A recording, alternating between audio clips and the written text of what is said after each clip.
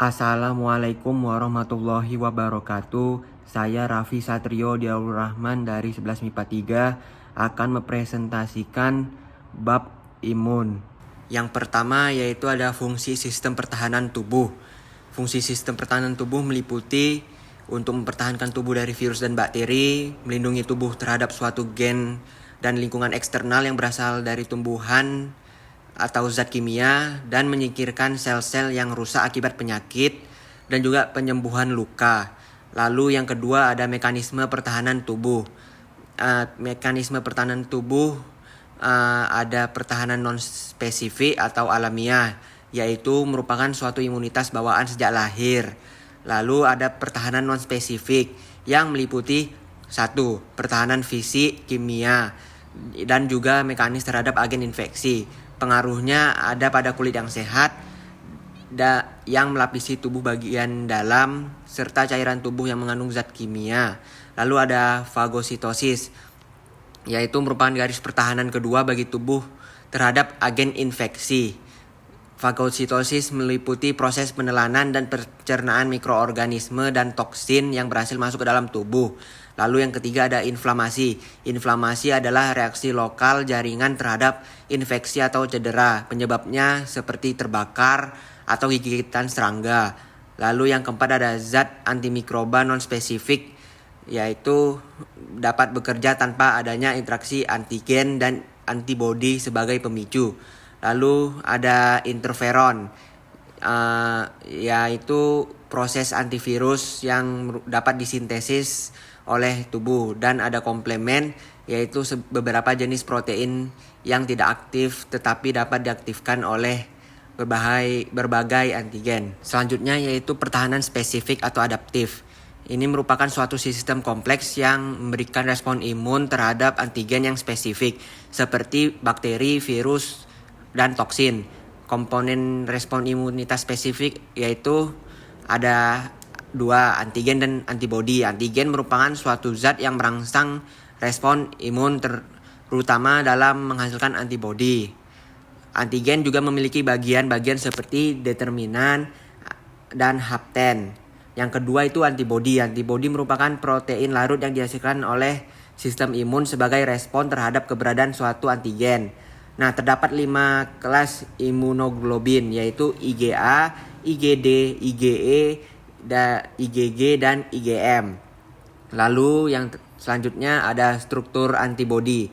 Nah, struktur antibodi ini berbentuk seperti huruf Y yang terdiri atas bagian-bagian seperti 2 rantai berat dan 2 rantai ringan. Lalu ada daerah variabel antar molekul yang memiliki rangkaian asam lamina. Lalu ada daerah konstan yang menstabilkan sisi pengikatan antigen, dan ada daerah engsel yang memungkinkan kedua lengan Y dapat membuka atau menutup untuk mengakomodasi pengikatan terhadap 2 antigen.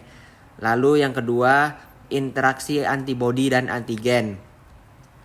Interaksinya itu dapat melalui beberapa cara. Yang pertama, fiksasi komplement atau aktivitas sistem komplement, yaitu merupakan aktivitas sistem komplement yang kompleks oleh antigen antibodi. Jadi pada saat infeksi, protein pertama dalam rangkaian komplement akan diaktifkan lalu memicu serangkaian aktivasi protein berikutnya. Adapun efek dari fiksasi komplement yaitu opsonisasi sitolisis. Nah, yang kedua ada netralisasi. Netralisasi ini terjadi jika antibodi menutup situs determinan antigen sehingga antigen menjadi tidak berbahaya dan sel fagosit dapat mencerna antigen tersebut. Lalu selanjutnya ada aglutinasi atau penggumpalan. Nah, penggumpalan ini terjadi jika antigen berubah menjadi materi partikel seperti bakteri atau sel-sel darah merah. Dan yang terakhir itu ada presipitasi atau pengendapan, yaitu pengikatan silang molekul-molekul antigen yang terlarut dalam cairan tubuh. Selanjutnya itu ada jenis imunitas atau kekebalan tubuh. Nah, imunitas ini dibagi menjadi 2 macam. Yang pertama itu imunitas aktif yang dapat kita peroleh dari kontak langsung dengan toksin atau patogen. Dan imunitas aktif ini terbagi menjadi imunitas aktif alami dan buatan. Yang alami ini jika seseorang terpapar suatu jenis penyakit dan kemudian sistem imunitas memproduksi antibodi dan limfosit khusus. Sedangkan jika imunitas aktif buatan merupakan hasil vaksinasi. Nah, jenis kedua yaitu imunitas pasif, yang dimana jika antibodi dari suatu individu dipindahkan ke individu lainnya. Imunitas pasif ini dibagi menjadi dua lagi, yang ada yang alami dan buatan. Yang alami seperti pemberian ASI kepada bayi saat IgG ibu masuk ke plasenta. Sedangkan imunitas pasif buatan terjadi melalui injeksi antibodi dalam serum yang dihasilkan oleh orang atau hewan yang kebal. Lalu selanjutnya ada sel-sel yang terlibat dalam respon imunitas. Terdapat 4 jenis sel yang berperan penting dalam imunitas, yaitu pertama, sel B yang berfungsi membentuk antibodi untuk melawan antigen. Sel B matang terdapat pada organ limfa, dan sel B terdiferensiasi menjadi sel plasma. Lalu ada sel memori B yang berasal dari pecahan limfosit B. Lalu selanjutnya ada sel T atau timus, sel darah putih limfosit yang mampu mengenali dan membedakan jenis antigen. Lalu sel T ini memproduksi limfokin yang berfungsi untuk membantu limfosit B mengenali antigen. Sel T ada 3 jenis, yaitu sel T sitotoksik, sel T penolong, dan sel T supresor. Lalu ada makrofag atau makros pemakan besar, sel fagosit besar dalam jaringan dan berasal dari perkembangan sel darah putih monosit yang diproduksi di sumsum tulang belakang yang berfungsi menelan antigen atau bakteri. Lalu makrofag juga mencerna antigen untuk menghasilkan fragmen determinan. Lalu yang terakhir ada sel pembunuh alami yang merupakan sekumpulan limfosit non-T dan non-B yang bersifat sitotoksik. Sel ini berperan untuk menghancurkan sel-sel kanker pada lokasi primer, virus, jamur, dan parasit lainnya. Selanjutnya yaitu mekanisme respon imunitas seluler. Mekanisme respon imunitas seluler terdiri dari beberapa proses. Yang pertama ada ekstraseluler, yaitu antigen, misalnya bakteri yang ditelan oleh makrofag dan makrofag yang membentuk molekul MHC kelas 2. MHC kelas 2 menangkap peptida antigen dan membawanya ke permukaan, dan sel T penolong akan mengaktifasi makrofag untuk menghancurkan mikroorganisme yang ditelan. Lalu selanjutnya ada intraseluler, yaitu antigen misalnya virus menginfeksi sel tubuh. Lalu sel tubuh membentuk molekul MHC kelas 1.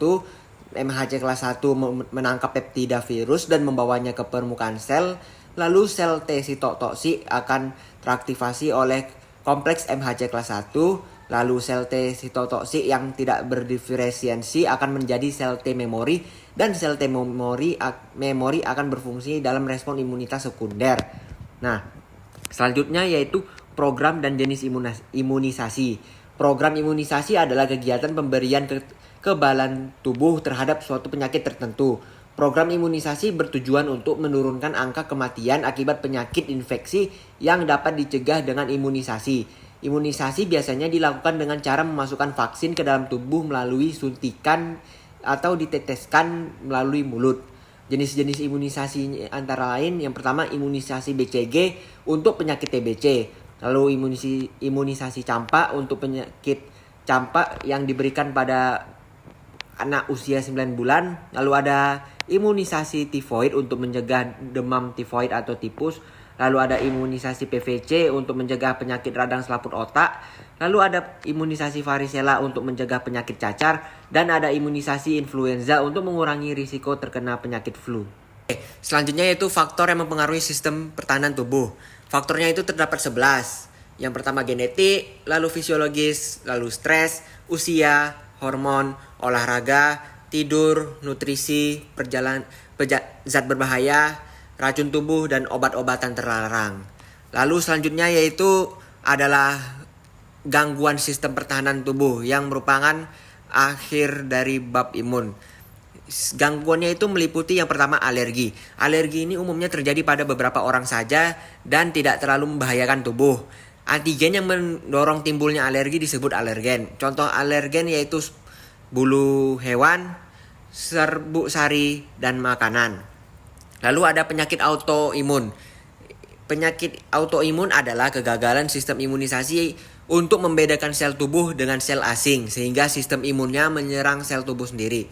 Contohnya itu seperti penyakit Addison.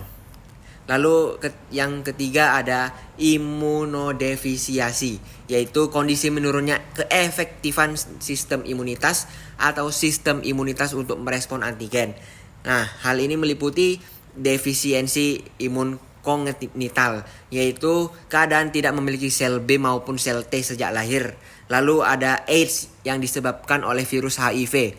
Jumlah sel T penolong berkurang sehingga sistem imun melemah.